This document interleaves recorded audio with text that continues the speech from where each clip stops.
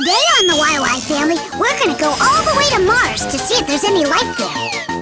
Yoo-hoo! Martians! And Uncle Micro and Uncle Scopo are gonna show me why sometimes we forget things. I'm gonna learn firsthand how bees make honey. Honey, I'm home! And my dad's gonna show me how a photocopier works. And we're gonna travel back in time to the Ice Age.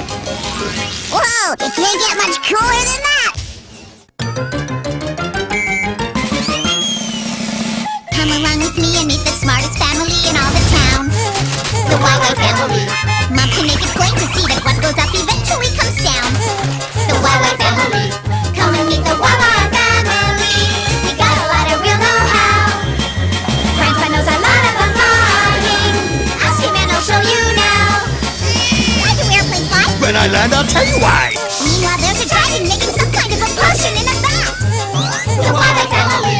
And Grandma's no stranger. She can teach you all the dangers found in that. The YY family. Max is a mechanical marble pie. I know copy kind of guy. Maybe he can show you the answer now. If you want to take a look inside. Everybody's in a lather. Rushing, wondering what's the matter. Every person here's a cry. Rushes to the baby side. What's the deal? What could it be? Just on the YY family. You have seen nothing like this. Bring these two guys you can't miss. You wonder what's inside you. These are just the guys to guide you. Come on, let's go. Let's go, let's go. These guys are in the know. Micro and Scopo.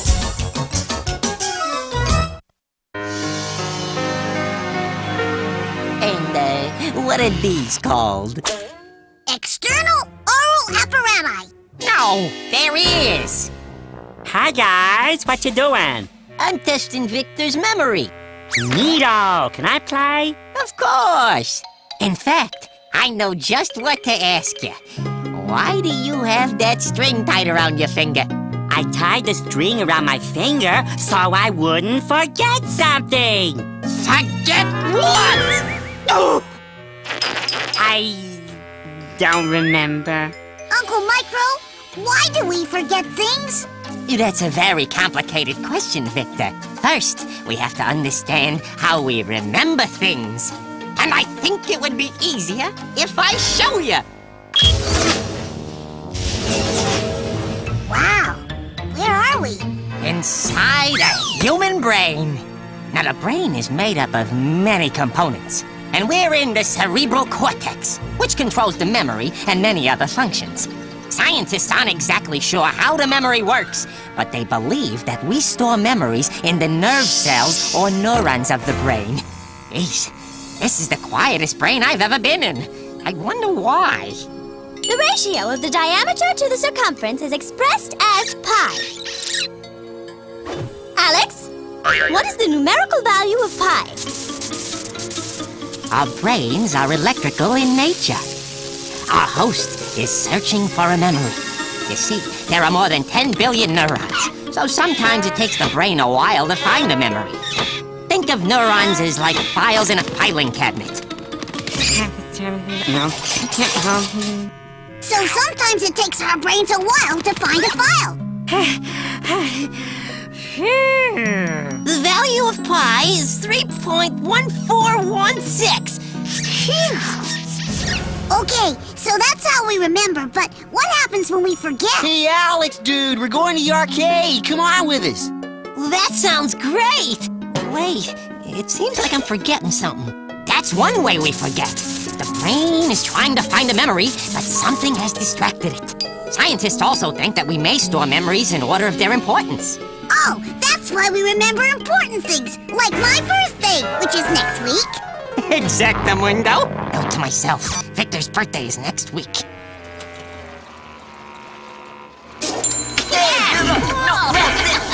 Whoa! Something woke this kid up. His brain is working overtime. Ow! Let's get out of here!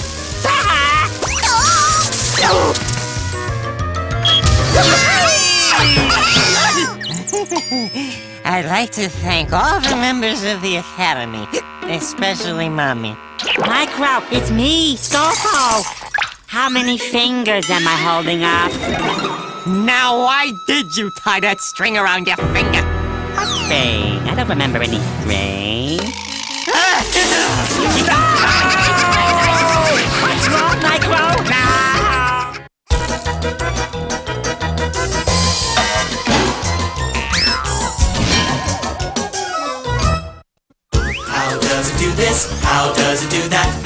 on with the electronic knack.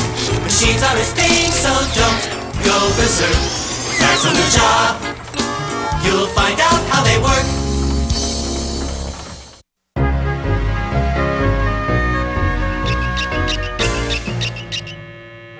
Look, Dad, I'm all finished. Great! Let me see. Oh, this cake looks good enough to eat. Now we'll photocopy it to make invitations to your birthday party. How does the copy machine work? Well, it's kind of like a camera. It photographs your drawing and copies it onto a sheet of paper. Here, I'll show you. Abracadabra, alakazam! Give me a cross-section, show me a cam! Wow! Oh my! Cool! Now then, when we make a photocopy, this powerful lamp lights up your drawing. The image is projected onto this mirror, which reflects it to this lens, which focuses it onto a second mirror, which sends the image to this cylinder called the drum. Come on, we'll get a closer look. Okay! When I say go, hit that button, okay? Go? Button? I've got it! Hang on, Victor!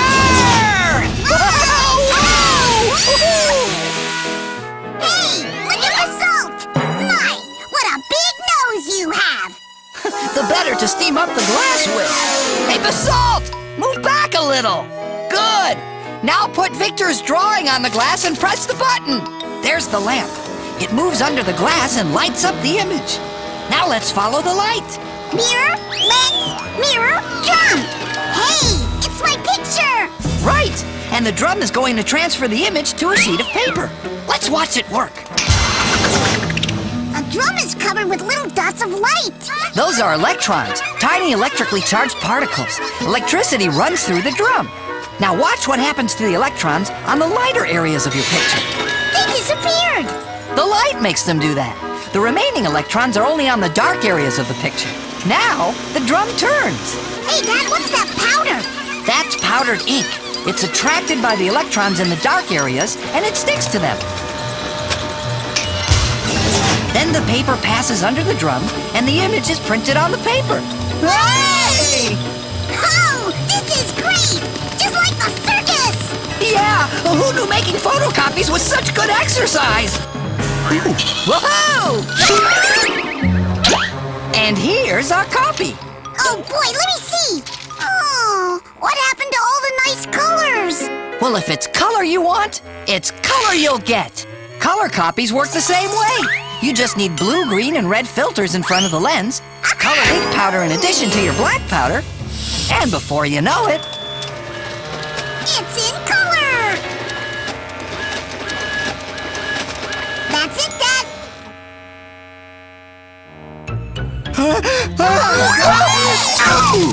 Oh no! My invitations!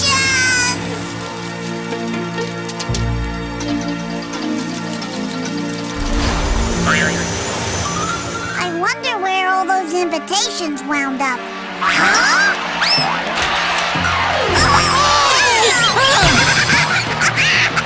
This is the best birthday ever!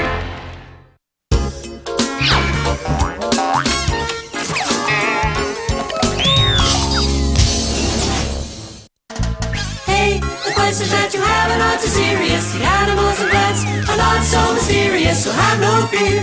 Everything will be made clear. Vanilla, Quake, and Quack are here.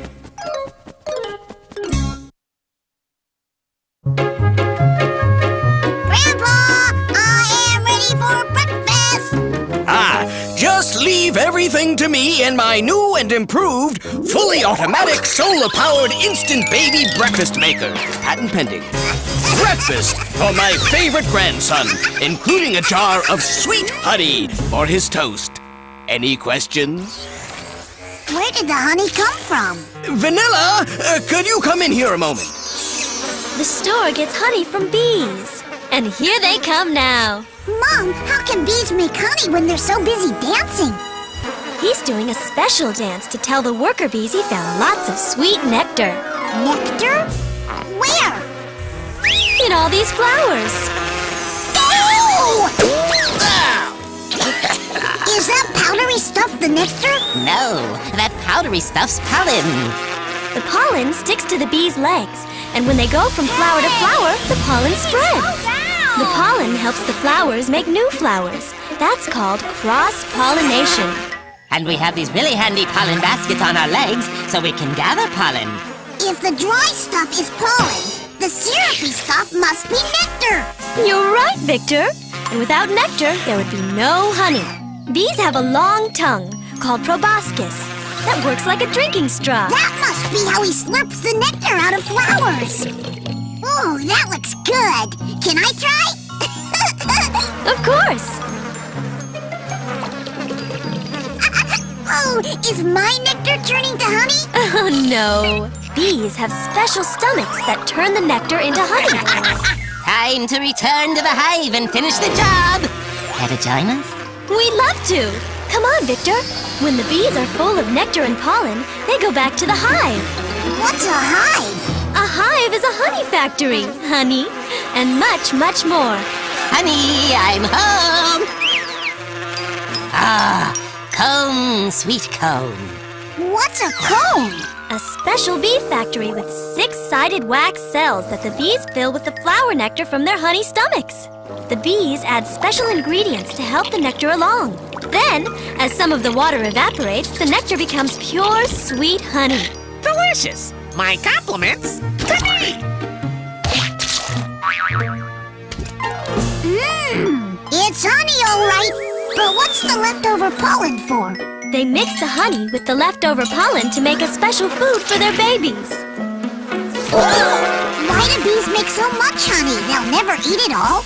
They need it for all the baby bees growing up in the nursery. See? Looks like our bee friends have adopted Quick and Quack. They want to feed them too. That's why bees make honey. And because they make so much, we get to eat the leftovers. Yum! Any questions? Yeah! How do I get this stuff off of me? Well, I just happen to have my new and improved semi-automatic bird cleaning machine.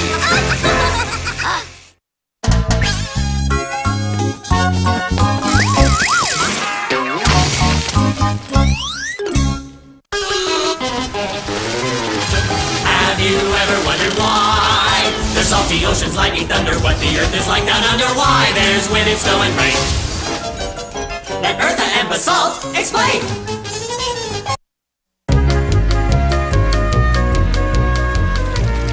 What happened? It looks like another ice age hit here.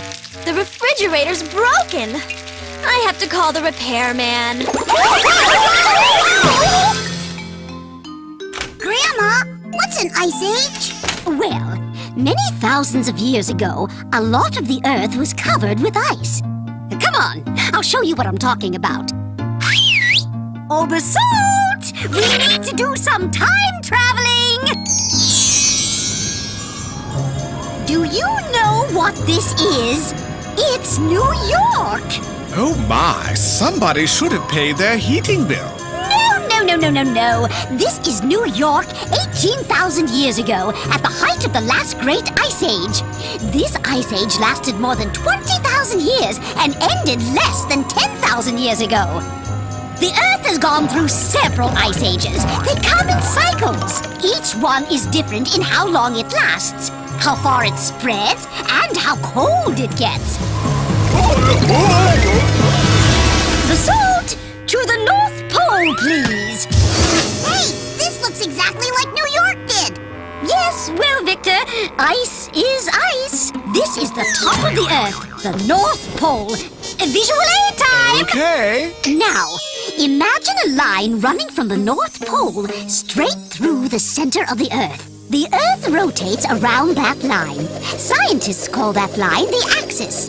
The Earth's axis is actually tilted in relation to its orbit. Now, as the Earth moves around the Sun, the half of the Earth that's tilted away from it is going to have shorter days and colder weather.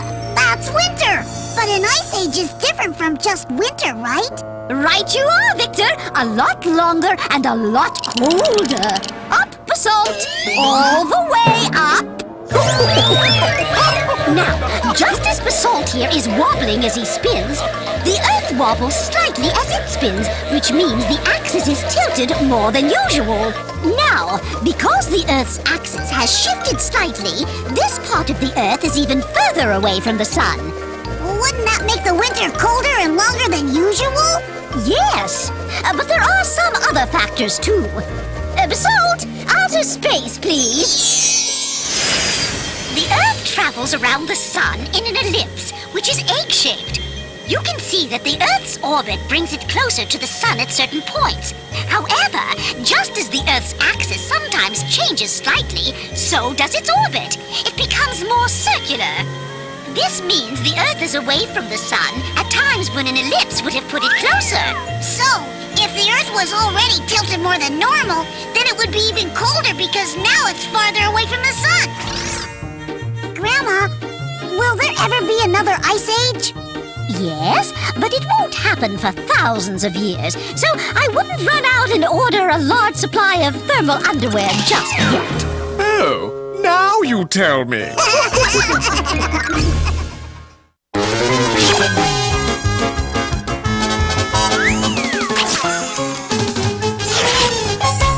Who has all the answers about the sun and moon and stars? That would be Zygomatic. Who can tell us all about the atmosphere and Mars? That would be Zygomatic. Pick a spot in outer space, they've been all around the place. Zygomatic, here they come. The coast is clear, Cadet Victor. Affirmative, Captain Medic!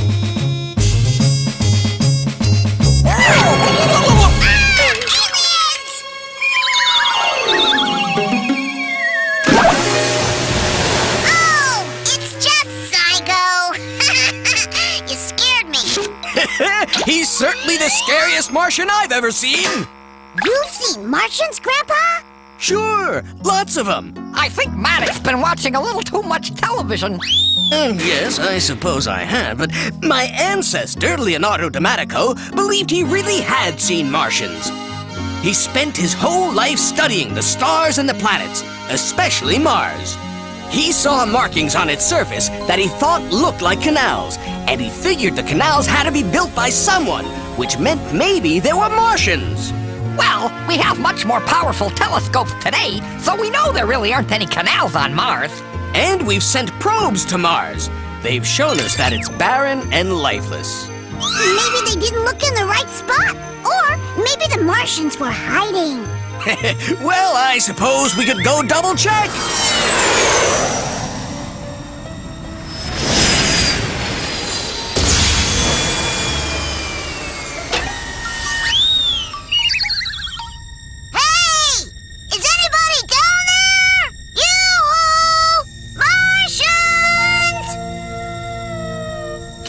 Victor, there's no one here but us. Mars is a dead planet. The air is unbreathable here. The wind blows sometimes at 100 miles an hour. And it's so cold that any water on Mars is frozen solid. Without water in liquid form, there can be no life. So there really isn't any life on Mars? No, there isn't. But the appearance of the planet's surface suggests there was flowing water here once, a long time ago. And if that's so, then perhaps there was life on Mars at one time. Say, Grandpa, what about the other planets? Well, we haven't explored the whole solar system yet, but we are pretty sure there's no life on any of the other planets in our solar system. But don't forget that there are billions of stars out there, and some of them are bound to have planets. And there's a chance that some of those planets will support life. That's why there's a program called SETI, the Search for Extraterrestrial Intelligence. These people are monitoring the skies for radio signals that may have come from intelligent aliens. Cool! Well, not sure. So far they haven't found anything, but the universe is incredibly huge, and they can only listen in on one tiny area at a time. Hey, what's going on? Mayday! Mayday! Alien fleet approaching Earth! Maybe they picked up a message from an intelligent alien. I think they've picked up Grandpa Maddox playing one of your video games. Eat hot laser, you green, slimy mutants! You're battling Captain Maddox, defender of the universe!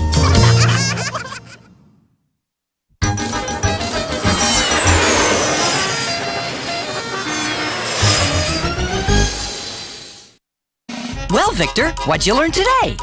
Tons of neat stuff. I learned that our brains are made up of cells called neurons. Scientists think neurons store our memories. I learned that bees use the nectar from flowers to make honey. Oh, that looks good. And while they're gathering nectar, they're carrying pollen from flower to flower. And we have these really handy pollen baskets on our legs so we can gather pollen. I learned that the Earth changes its position or its orbit a little, and that can make for long cold periods called ice ages. And I learned that there doesn't seem to be any life on Mars now, but once, long ago, there might have been. Aliens! Sounds like a pretty big day. It was, but I still have plenty of questions left for next time.